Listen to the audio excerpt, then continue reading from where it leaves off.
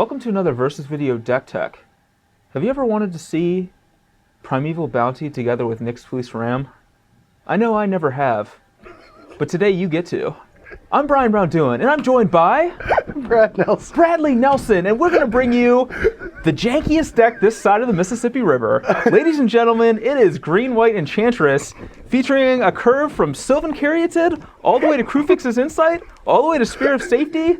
It's just the best thing I've ever seen, and I've seen a lot of... Same here, because it's across the table from me today. It is. I've actually seen a lot of things in my life, and this is the best, which I don't know what that says about my life or the deck, but we're going to jump right in. All right, so this deck's actually kind of interesting. There's a lot of enchantments in the deck, surprising number of enchantments. And we have Eidolon of Blossom, so we can draw cards whenever we play an enchantment. Would you consider this an Enchantress deck? I would, actually. Yeah, we should explain Enchantress as an archetype over the course of the last 15 years of Magic. All right, so the way Enchantress works is you take about 15 to 30 years to kill your opponent, and they can't do anything.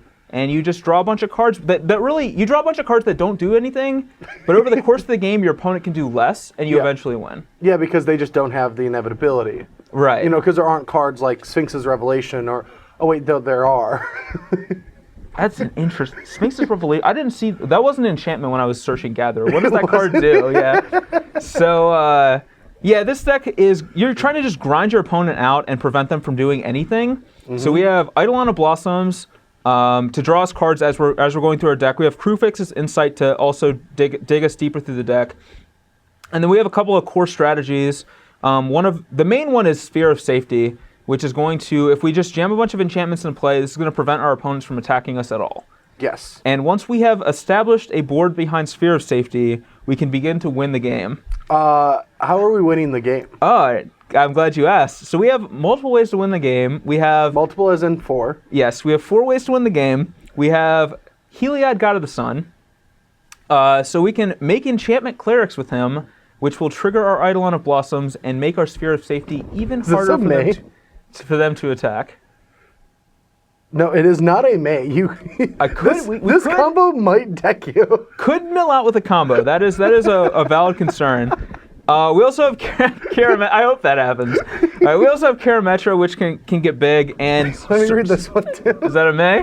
Whatever you cast. Okay, so we're not going to have to search up all our lands. Oh wait, it's a fail to find. We can fail to find it. Yeah, we can fail to find. So, yeah, we can attack them with a 6/7 Karametra for a bunch of times, and then Primeval Bounty is the main thing. If we get a Primeval Bounty active, every creature we cast is going to get us a beast, and every spell we cast is going to put counters on things. Yep. That actually ends the game extremely quickly, and we have Mana Bloom, which is pretty sweet because it combos with both of those cards. We can get to a point in the game where we just cast Mana Bloom every single turn.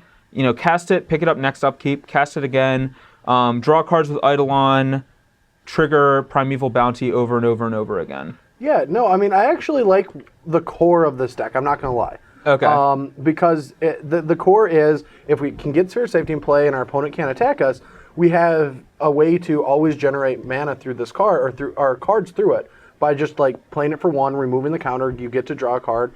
Whenever you're cantripping a bunch, Courser just gets so much better. Yes. Because we're just going to keep cantripping or casting Insight, which will allow us to keep digging for those extra lands when we don't hit them.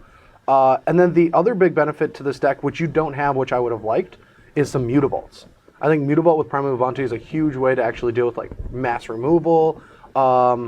Blocking, really tough to deal with creatures. I guess it doesn't really matter blocking. We never have to block, right? That's the goal. The goal is to not block. Yeah. And if we do have to, we do have Nyx Fleece Ram as well. Good point on the Mutavaults. I probably should have Mutavault in this deck. Yeah, I feel like we're like 7 planes too heavy anyway, because we have like these and these, and we don't have a ton of white cards.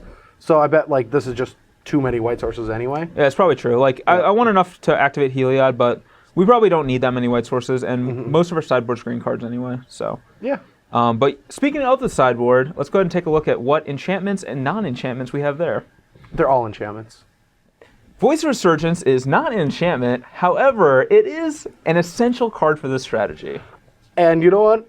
I'm ready and willing to find out why you picked all 15 of these cards, because they make no sense to me. Oh, they make lots of sense. They make lots of sense. So, Voice of Resurgence is another roadblock against aggressive decks. And it's also a thing against a control deck where we can play a Voice and then try to like resolve the rest of our cards past that point, which is oftentimes...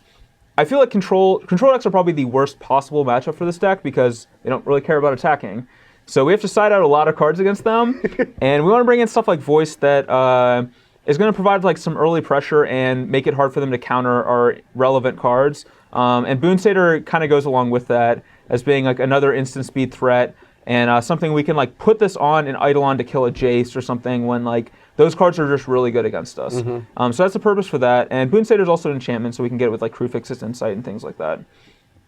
And then we have Archangel of Thune, just really good. We have Nyx Fleece Ram, Corsair Crufix, just cards like that. So it's going to be very easy for us to gain life.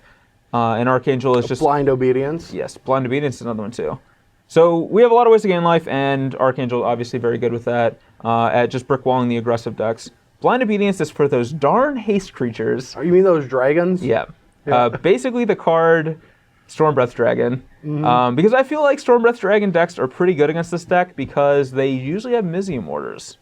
So I can sit behind a Sphere of Safety, but then they can just overload a Mortars and reset me. And if you have one card in your 75 to beat Stormbreath Dragons, you get to beat Stormbreath Dragon. That's how it works, right? Yes. Yeah, we just have this one answer to it. No, because I don't think Brad is quite ready or willing to hear the other tech I've got going on here. How does that beat a dragon? It does not beat a dragon. It does not beat a dragon. However, Sphere of Safety beats a dragon if we can protect our guys. So they don't mortars them. Yes, so they don't mortars us. So Ready and Willing is a defensive measure against cards like Supreme Verdict and Mizium Mortars. And thanks to Mana Bloom and Sylvan Caryatid, we can actually get willing. Wow. Yeah, we're not just ready. We can get willing. I'm impressed. I want to see how this, can stand up against what I've got ready for you today. All right, yes. Also Sundering Growth. We got to destroy some enchantments and artifacts. Our own, mostly. And populate with Voice or Heliod. There's a lot of cool things going on. So yeah, this is the sideboard. I won't say it's a definitive best 15 possible, but it's definitely an interesting 15. And it's definitely tournament legal. It is, yeah, this is tournament legal.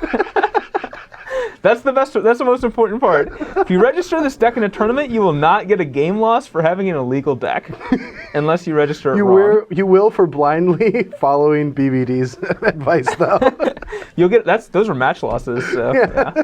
But I'm hoping this deck's kind of sweet, so I guess we'll find out in this video just how sweet it is. All right, well, stay tuned. Don't get deterred yet. I will be presenting the deck that I'm playing, which is awesome.